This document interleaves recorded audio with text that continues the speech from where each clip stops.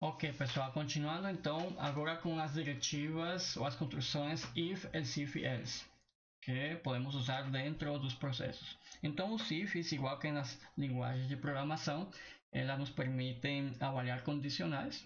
No caso do VHDL, essas condicionais permitem selecionar um ou mais comandos ou sentenças sequenciais que podem ser executadas. Tá? Cada condicional ele é uma expressão booleana, ou seja, pode assumir um valor ou verdadeiro ou falso. Tá?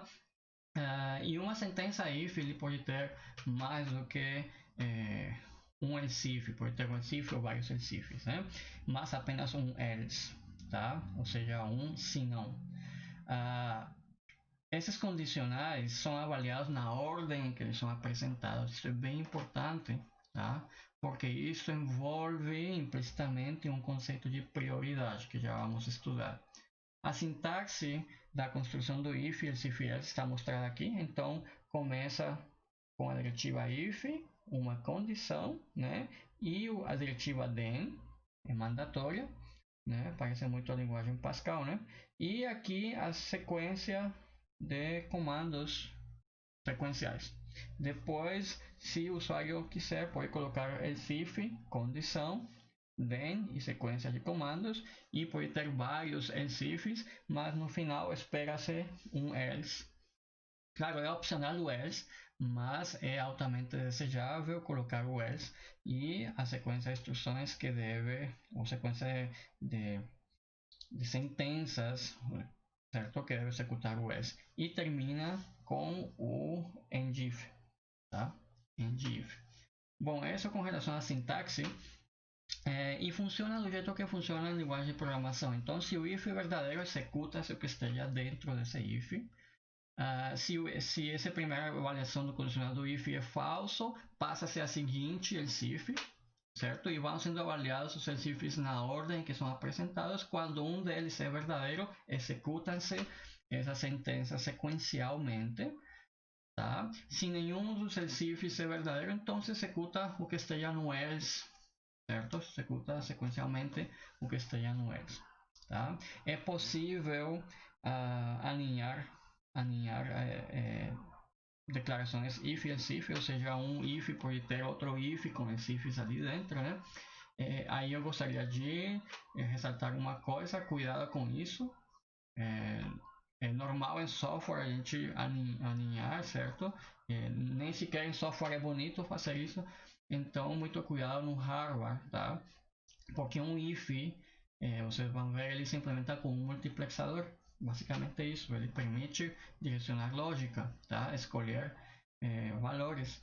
E quando temos ifs em ANEI, então vamos juntar o multiplexador de um slice com o multiplexador de outro slice com o multiplexador de outro slice e começamos a ter caminhos longos, e esses caminhos longos formam delays e atrasos grandes que podem piorar ou digamos, deixar o desempenho do seu circuito bem ruim, tá?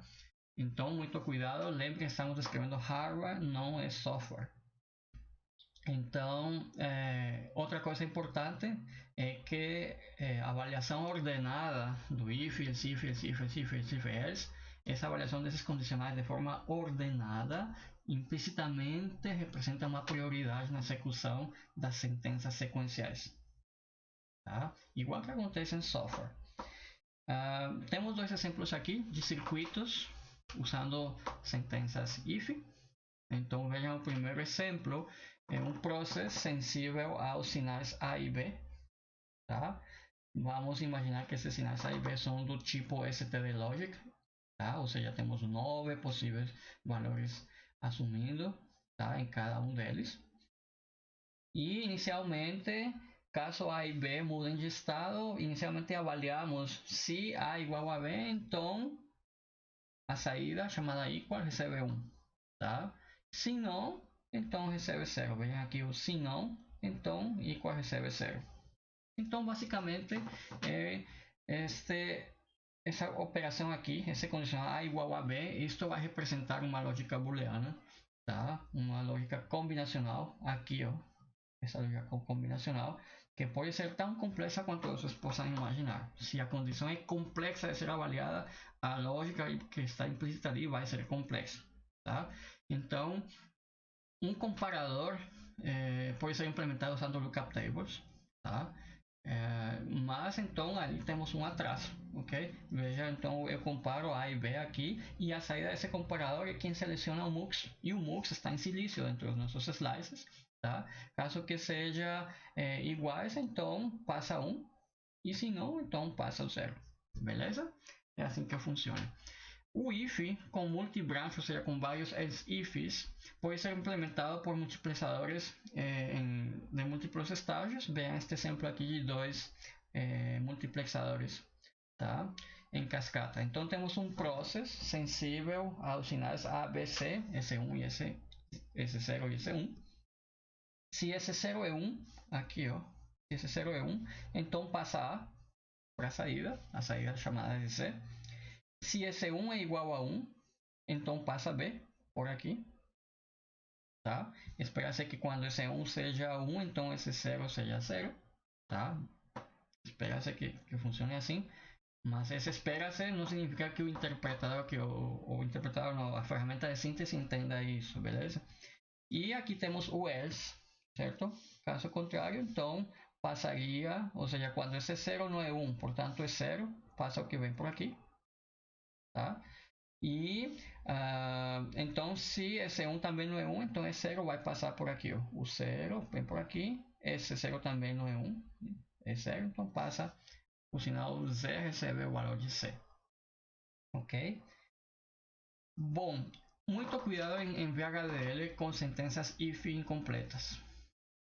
Temos que saber muito bem quando deixamos um if incompleto.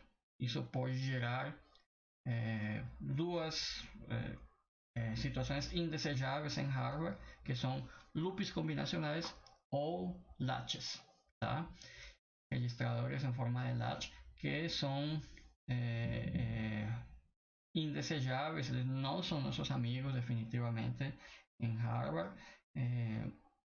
Eu costumo dizer, só depois de 10 anos de experiência com VHDL vocês vão saber quando usar um latch, tá? Por enquanto não, definitivamente não necessitamos latches nos nossos circuitos no nível que vocês estão aprendendo o VHDL, ok? Então, vamos lá. As sentenças if incompletas, elas produzem uma realimentação, um feedback, ou um loop combinacional, certo? Existem duas situações quando isso acontece. Quando a cláusula else está ausente, ok? Ou quando não é atribuído um valor inicial, um valor padrão antes de avaliar condicional do if. Olha, por exemplo, este primeiro exemplo aqui, ó. Este C igual a, aqui, a saída recebendo o valor de A, isso é chamado de valor padrão, tá? Veja que o processo é sensível a B e a enable, beleza? Então, se enable é igual a 1, estou avaliando aqui, a saída recebe B e acabou. Eu não falei o que fazer com a saída quando enable é 0, e esses são apenas dois valores que pode assumir. Se enable é do tipo stdlogic, tem mais 7 valores possíveis, tá? Alta impedância, o H, o X, o unknown, enfim. Então, se eu não falo o que fazer com o C nos outros valores que pode assumir o enable, então o circuito pode ou realimentar combinacionalmente ou implementar um latch. Geralmente, pelo menos na tecnologia da Xilinx, infere-se latches, tá? Como resolver o problema? Então, colocando o else. Venham aqui à direita, o problema está resolvido aqui, tá? Então, C recebe B se enable é 1, e se não, C recebe o valor de A ou qualquer outro valor 0, tá? Ah, professor, mas aqui na minha lógica, da forma como eu pensei a solução do problema, não posso colocar o else. Então, repense a sua solução. Talvez está precisando ainda analisar melhor o que precisa ser feito, tá? Bom, sentenças ifs, como falei, podem gerar caminhos, loops combinacionais, certo? Que são instáveis, indesejados. Vejam estes dois exemplos, ambos produzem loops combinacionais. O primeiro exemplo é este aqui, onde utilizamos a diretiva waitOn, tá? Isso é como se fosse a nossa lista de sensibilidade. Veja que não tem lista, tá? Então esperamos até que A, B ou C mudem de estado, de valor. Se C é igual a 1, a saída C recebe A. Se não, a saída Y recebe B. Poxa, então o que faço com C quando C é igual a 0? Tá? O que eu faço com Y nesta primeira condição? Aqui. Que valor vai receber Y? Aqui. E que valor vai receber, qual valor vai receber Z nesta outra condição? Não foi dito nada sobre isso. Então é possível que aqui sejam inferidos realimentações. Este exemplo aqui à direita, olha só. Se C é igual a 1, a saída C recebe A. Se C é igual a 0, recebe B. Mas eu não falei o que fazer com a saída quando a entrada C é alta impedância e os outros possíveis valores do standard logic. Tá? Então vejam aqui no circuito. A saída C, que está cá, recebe A quando o C é igual a 1. Né? Aqui. Né? Se C é igual a 0, ela recebe B. Mas como eu não falei o que fazer, imaginem que depois C é igual a alta impedância. Né? Vamos supor que temos tri-state aqui, então a ferramenta simples vai falar, opa, então vou armazenar o último valor que eu tinha e coloco por aqui. Isso é o loop combinacional. Tá? Vai ficar mais claro no próximo exemplo. Olha isso aqui. Ó. Temos esta situação aqui, um wait until clock igual a 1, como já fizemos anteriormente. Isso pode ser modelado por este registrador aqui, no caso um flip-flop tipo D. Tá? E aqui eu tenho se enable é igual a 1, então a saída Q recebe D. Ok? Vejam isso claramente.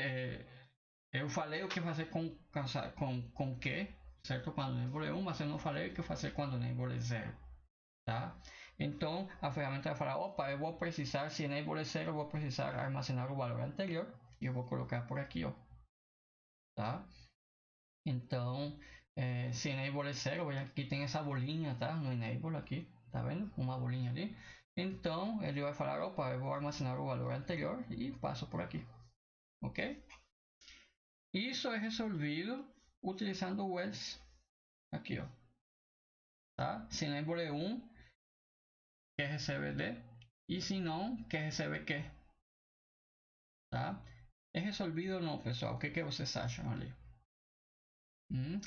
Ambas as implementações da esquerda e da direita são equivalentes, tá? Que recebe que é a mesma coisa do que não fazer nada, tá? É fazer, de fato, é declarar o loop combinacional, tá? Então, ambos vão implementar o mesmo circuito, tá? Então, existem formas mais interessantes de resolver esses problemas que eu vou ensinar nas aulas sobre flip-flops.